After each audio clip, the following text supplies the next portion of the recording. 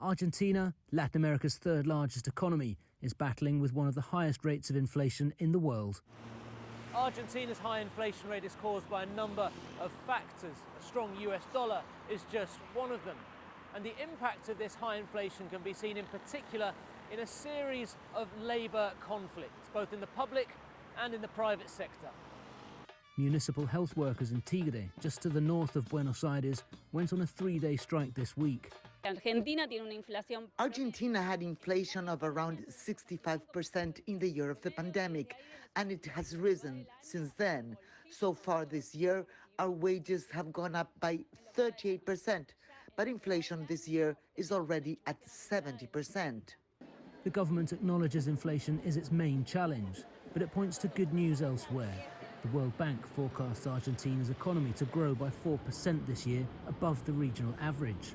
And Economy Minister Sergio Massa said a deal with grain exporters has strengthened the country's foreign reserves and will help stabilise the economy.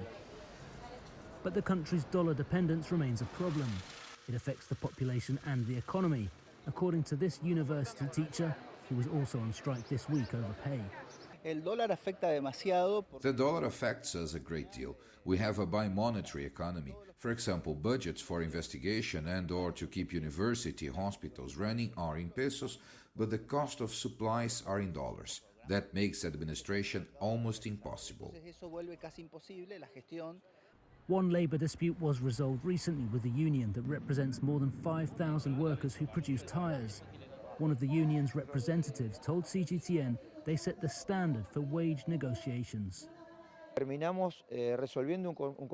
way we resolved the conflict is a landmark. People said we wouldn't get anything by going on strike, but we negotiated a deal for a 10% rise above inflation.